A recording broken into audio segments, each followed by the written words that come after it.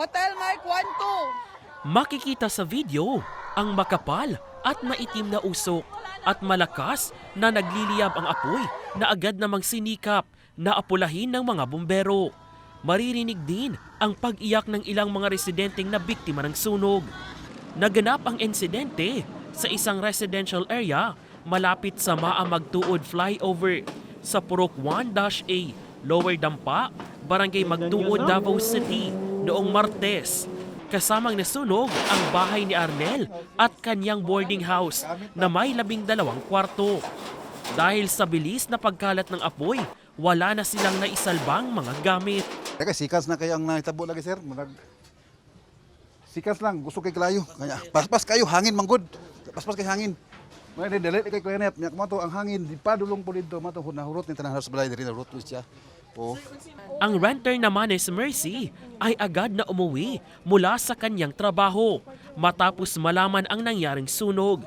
Nasunog ang ilang kanyang mga gamit sa trabaho pero umaasa pa siya na may maliligtas pang mahahalagang dokumento. Lisod jud siya kay mulag mag-start na pud balik ba kanang mga process sa mga documents sa mga nasunog ana. Ayon sa partial validation ng Davao City Social Welfare and Development Office, mahigit 80 na pamilya ang apektado, kabilang na ang mahigit 15 renters at higit 15 na mga boarder. Pansamantalang nanunuluyan ang mga biktima sa gymnasium sa Magtuod National High School na ginawang evacuation area.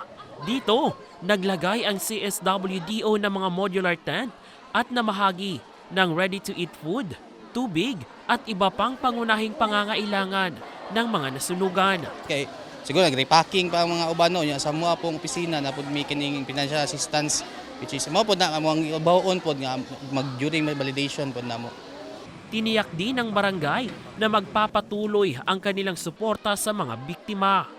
Pasalig sila nga mintras nga dili pa sila kabalik dito sa ilang gipuy-an nga pasalig na mo nga dinhi sila nga safety dinhi sa maong gym.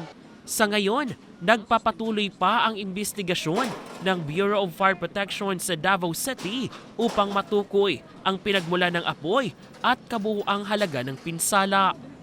Mula dito sa Davao City, JC Aliponga para sa Pangbansang TV sa Bagong Pilipinas.